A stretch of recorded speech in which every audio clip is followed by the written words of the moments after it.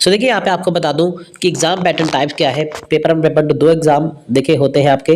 Paper 1 सबके लिए common है, तो पेपर 2 का वो सब्जेक्ट होता है जिसमें आपने पोस्ट ग्रेजुएशन की है। तो एग्जाम ऑनलाइन होता है, यानी कि कंप्यूटर के ऊपर टेस्ट होता है आपका। 3 आवर्स 3 घंटे मिलते हैं, इनकी 180 मिनट होते हैं एग्जाम में। तो आपको पेपर 1 पेपर 2 दोनों करने होते हैं। तो कॉमन है पेपर 1 सबके लिए, देखिए कॉमन होता है। जैसे अगर आपने हिस्ट्री की है, पॉलिटिकल साइंस की है, कोई मैनेजमेंट का स्टूडेंट है, सबके लिए पेपर 1 है सेम। बाकी जो पेपर 2 है, आपने जिसमें पोस्ट ग्रेजुएशन की है तो उसमें आपका पेपर 2 आपका वही सब्जेक्ट होगा। सपोज आपने हिस्ट्री में पोस्ट ग्रेजुएशन की है तो आपका पेपर 2 हिस्ट्री ही होगा, ठीक है। तो एमसीक्यूज की बात करें, देखिए यहाँ पे एमसीक्यूज है। टाइप्स ऑफ क्वेश्चन क्या है, एमसीक्यूज आते हैं मल्टीपल चॉइस क्वेश्चन है। एक क्वेश्चन होता है, 4 उसके ऑप्शन होते हैं।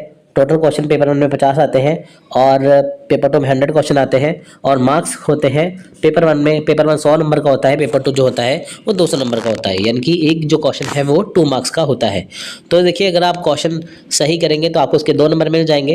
तो अगर आप गलत करेंगे, कोई यहाँ पे नेगेटिव मार्किंग नहीं है, इसलिए आपको सारे ही क्वेश्चन यहाँ पे करने हैं, ठीक है। तो यहाँ पे देखिए सिंपली मैं बात करूँ तो यहाँ पे क्वेश्चन की टाइप्स क्या है, 6 तरह के क्वेश्चन होते हैं। देखिए सिंपल क्वेश्चन, असर्शन, रीजन। देखिए स्टूडेंट को यहाँ पे दिक्कत आती है, वो पढ़ लेते हैं, वो सब कुछ कर लेते हैं, है ना। आपने मान लीजिए एग्जाम की 100% तैयारी कर ली है, लेकिन आपको दिक्कत कहाँ पे आती है, क्वेश्चन को सॉल्व करने में। आपने मान लीजिए कि पूरा टीचिंग एप्टीट्यूड पढ़ लिया, रिसर्च एप्टीट्यूड पढ़ लिया, अपना पेपर 2 का पूरा रट लिया आपने, आपको सारे टॉपिक आ गए, लेकिन आपने टाइप्स नहीं समझी क्वेश्चन की कि क्वेश्चन पूछेगा कैसे। वहां पे आप कंफ्यूज हो जाते हैं, आपको सारे के सारे जो ऑप्शन होते हैं ना आपको सही लगते हैं, है ना। तो इसलिए एग्जामिनर आपको फंसा लेता है। तो आपको क्या करना है, आपको क्वेश्चन की टाइप समझनी है। जैसे पढ़ना जरूरी है वैसे टाइप समझनी जरूरी है। तो सिंपल क्वेश्चन आते हैं, असर्शन रीजन के क्वेश्चन है, इसको आपको मैं डिटेल में डिस्कस कराऊंगा आगे। स्टेटमेंट बेस्ड क्वेश्चन होते हैं, मैच द फॉलोइंग वाले होते हैं, सीक्वेंस बेस्ड क्वेश्चन होते हैं, ट्रिकी क्वेश्चन होते हैं। तो ये क्वेश्चन जो है वही आपके एग्जाम में आते हैं। देखिए ये वो क्वेश्चन है जिसमें मैथ्स रीजनिंग कवर नहीं है। मैं आपको बता दूं, देखिए मैथ्स के 5 क्वेश्चन, रीजनिंग के 5, कॉम्प्रीहेंशन के 5 और डीए के 5 क्वेश्चन होते हैं कि 20 नंबर के अलावा ये जो बाकी के 30 क्वेश्चन बचते हैं ना पेपर 1 में, तो वो यही 6 जो क्वेश्चन का पैटर्न है वो फॉलो करता है। बाकी अगर बात करें पेपर 2 की, उसमें 100 क्वेश्चन आते हैं। 100 में से देखिए 2 कॉम्प्रीहेंशन निकाल दें 10 नंबर के, 10 क्वेश्चन के, तो बाकी जो 90 क्वेश्चन है ना वो इसी पैटर्न के ऊपर बेस्ड है। यानी कि पेपर 1 के 30 क्वेश्चन, पेपर 2 के 90 क्वेश्चन, तो ये सेम पैटर्न यहाँ पे फॉलो किया जाता है, ठीक है। अगर आपने फॉलो कर लिया, देखिए 120 110 क्वेश्चन आपके इजीली करेक्ट हो जाएंगे। तो देखिए सिंपल क्वेश्चन यहाँ पे क्या है, सिंपल क्वेश्चन होता है। देखिए सिंपल क्वेश्चन किस तरह के होते हैं, जैसे शोध वह व्यक्ति कर सकता है, ठीक है। सिंपल क्वेश्चन कौन व्यक्ति कर सकता है, ये आपके ऑप्शन है। तो यहाँ पे ऑप्शन नंबर सी यहाँ पे सही है, जिसमें सोचने की और तर्क की क्षमता हो, ठीक है, वो है वो शोध कर सकता है, यानी कि रिसर्च कर सकता है जिसमें सोचने की और तर्क की क्षमता हो, ये इसका आंसर है, ठीक है। तो यानी कि एक सिंपल क्वेश्चन है, उसके सिंपल से यहाँ पे ऑप्शन है, आपको एक ढूंढना है, वो सिंपल क्वेश्चन है, आप इजिली करेक्ट कर लेते हैं। ये तो आप देखिए सारे ही सही कर लेते हैं ना। बाद में आते हैं असर्शन रीजन के क्वेश्चन, ठीक है। असर्शन रीजन के क्वेश्चन यहाँ पे होते हैं, तो यानी कि अभिकथन तर्क वाले क्वेश्चन होते हैं। यहाँ पे आपको एक असर्शन दिया होता है, एक रीजन दिया होता है, इनकी अभिकथन और तर्क दिया होता है।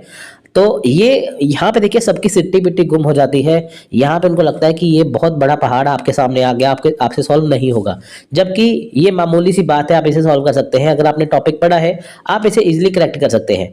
तो देखिए क्या होता है, जैसे मान लीजिए कि असर्शन आया, असर्शन मतलब होता है क्वेश्चन, रीजन होता है उसका आंसर। आप इसे क्वेश्चन समझिए, आप उसे उसका आंसर समझिए, ठीक है। तो यहाँ पे क्या है, आपने समझ लिया, जैसे क्वेश्चन है climate change is going to increase social tension in India, यानी कि जलवायु परिवर्तन भारत में सामाजिक तनाव बढ़ाएगा, ठीक है। आपने सोचा कि ये क्वेश्चन है, लेकिन रीजन क्या है, the frequency and intensity of extreme weather events will have serious consequence for food security, ठीक है। कॉन्सिक्वेंसेस क्या है फूड सिक्योरिटी के, मौसम की चरम स्थिति की आवृत्ति और तीव्रता का खाद्य सुरक्षा पर गंभीर प्रभाव पड़ेगा। तो यहाँ पे ये क्वेश्चन के टाइप पूछा गया, ये आंसर के है। आपको लगता है कि अगर आपसे जो असर्शन पूछा है, अभिकथन पूछा है, तर्क उससे मैच करता है कि नहीं, ठीक है। अगर आपको लगता है तो आप यहाँ पे इसका टिक कर सकते हैं। देखिए यहाँ पे both A and R true है, तो इसका राइट आर ए की सही एक्सप्लेनेशन है, तो इसलिए दोनों सही है। पहले आप इसे पढ़ेंगे ना असर्शन को, तो आप जब रीजन को पढ़ेंगे ना आपको समझ में आ जाएगा कि हाँ ये सही होना चाहिए या नहीं, ठीक है। तो इस टाइप के क्वेश्चन आप इसे इजिली करेक्ट कर सकते हैं। अगर आपको लगता है कि हाँ इसका रीजन सही नहीं है तो आप उसे अपने हिसाब से चूज कर सकते हैं। नेक्स्ट स्टेटमेंट बेस्ड वाले क्वेश्चन, यहाँ पे सबसे बड़ी मुसीबत आती है स्टूडेंट को कि यार स्टेटमेंट पूछ लिया। देखिए आपको मैं बता दूं कि स्टेटमेंट वाले क्वेश्चन में कोई इतना रॉकेट साइंस नहीं है। यहाँ पे सिंपल सी बात क्या है कि आपने अगर टॉपिक पढ़ा है, अगर आपने टीचिंग एप्टीट्यूड अच्छे से पढ़ा है ना, तो आपको कोई भी टॉपिक यहाँ से पूछ ले, कोई भी गहरे से गहरा क्वेश्चन यहाँ पे पूछ ले, अगर आपने वो टॉपिक पढ़ा है ना, तो आप उसे इजीली सॉल्व कर लोगे। स्टेटमेंट वाले क्वेश्चन क्यों पूछे जाते हैं? देखिए सिंपल क्वेश्चन आपसे पूछ लिए, सिंपल का तो हर एक जवाब दे देगा। असर्शन रीजन थोड़ी सी टफ टाइप है, स्टेटमेंट बेसिस भी थोड़ी टफ टाइप है। देखिए जो टीचर्स होते हैं ना, उनको चूज करने का तरीका एग्जामिनर का यही है, बेस्ट से बेस्ट टीचर लेके आए। अगर मान लीजिए कि आपने स्टेटमेंट वाले बेस्ड क्वेश्चन का सही आंसर दे दिया, यानी कि आपको टॉपिक की नॉलेज है, तो देखिए यहाँ पे एक क्वेश्चन पूछा उसने, प्रभावशाली शिक्षण व्यवहारों की सूची में से उन्हें चुनिए जिन्हें मुख्य व्यवहार कहा जाता है। यानी कि प्रभावशाली इफेक्टिव टीचिंग कौन सी है, तो हमें इसमें से ढूंढना है। तो देखिए यहाँ पे ये सारे ही आपको ऑप्शन सही लगेंगे, तो आपको जो सही लगता है आपको वो चूज करना है। जैसे इसका करेक्ट आंसर है ए, इसका ऑप्शन है 1, ये वाला 4th और 5th, ये इसके सही ऑप्शन है। ठीक है, तो 3 ऑप्शन इसके सही है, बाकी गलत है। तो ऐसे ही जैसे आपके सामने ये क्वेश्चन आएगा, तो आप देखिए कि क्या उसमें वो चीज पूछी गई है, क्या उसमें हो सकती है कि नहीं, आप उसका इजीली जवाब दे देंगे। देखिए तुक्का मारने का यानी कि ये तरीका नहीं है। अगर आपने टॉपिक अच्छे से पढ़ा है ना, अगर आपने इफेक्टिव टीचिंग पढ़ा होगा, तो आप इसका आसानी से जवाब दे सकते हैं। यानी कि कहने का मतलब क्या है कि अगर आपने टॉपिक अच्छे से पढ़ा है तो ही आप इसका आसानी से जवाब दे पाएंगे। नेक्स्ट है मैच द फॉलोइंग वाले। अब देखिए यहाँ पे मैच द फॉलोइंग वाले, देखिए एग्जामिनर का पूछने का तरीका अलग है, टॉपिक सेम है।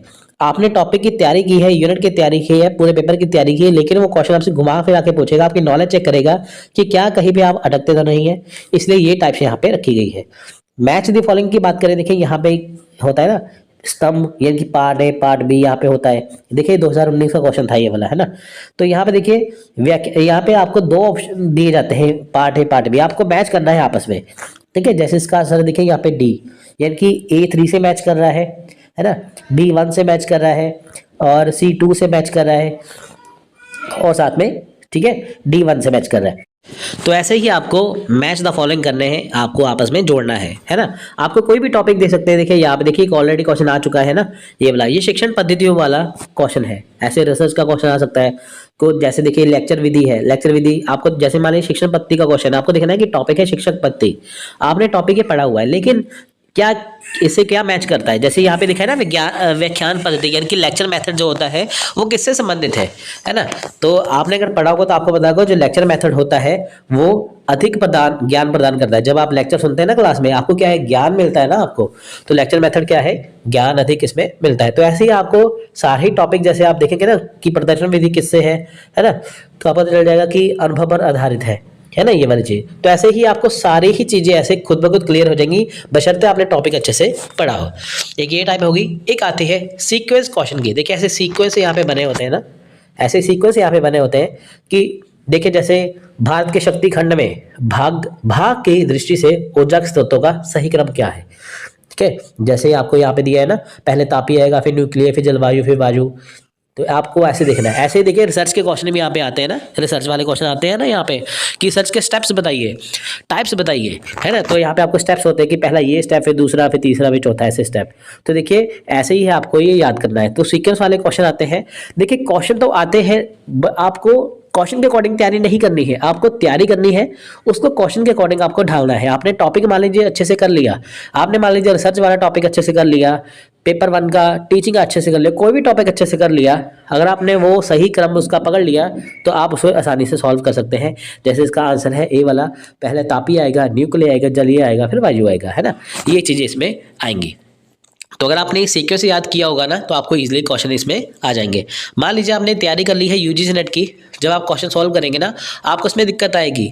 तो जिस टॉपिक में दिक्कत आती है तो आप उसे अच्छे से करिए, आपका इजीली हो जाएगा। ठीक है, अब बारी है यहाँ पे ट्रिकी क्वेश्चन की। देखिए ट्रिक यहाँ पे कहाँ है, मैं आपको बताता हूँ। देखिए ये क्वेश्चन आप ध्यान से पढ़िए।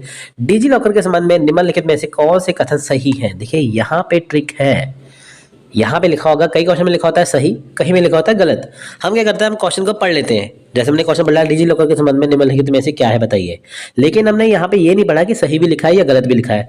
तो आपको जैसे ही क्वेश्चन कोई भी सॉल्व करना है ना, आपको ध्यान से पढ़ना है वो पूछ क्या रहा है, क्या उसमें लिखा है सही है या गलत है ना।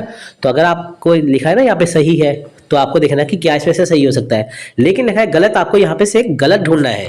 हम सही गलत के ऊपर ध्यान नहीं देते, छोटी चीज़ के ऊपर ध्यान नहीं देते, हमारा क्वेश्चन यहाँ पे गलत हो जाता है। ठीक है, ये ट्रिकी क्वेश्चन है। तो देखिए, डिजी लॉकर के संबंध में निम्नलिखित में से कौन से कथन सही है, तो इनमें से पढ़ के आपको बताना है। ऐसे ही क्वेश्चन एग्जाम में आते हैं किसी और, ये तो मैंने आपको टाइप बताई ना, ऐसे क्वेश्चन एग्जाम में आते हैं, अलग से क्वेश्चन होते हैं। ठीक है, तो देखिए इसका बी आंसर है, यानी कि ए और सी डिजी लॉकर के संबंध है, ये इसका गलत है। अगर यहाँ पे सही नहीं होता, गलत होता, तो ये हमारा बी वाला ऑप्शन सही हो जाता। ठीक है, तो ये ट्रिकी क्वेश्चन है एग्जाम में। यानी कितनी टाइप्स है यहाँ पे, 6 टाइप्स है। ठीक है, ये मैथ रीजन के अलावा वो वाली टाइप्स हैं, यानी कि पेपर 1 में 30 क्वेश्चन इसमें से आते हैं, पेपर 2 में से 90 क्वेश्चन इसमें से आते हैं, यानी कि 120 क्वेश्चन आपके एग्जाम में इजिली यहाँ पे कवर हो जाते हैं। ठीक है।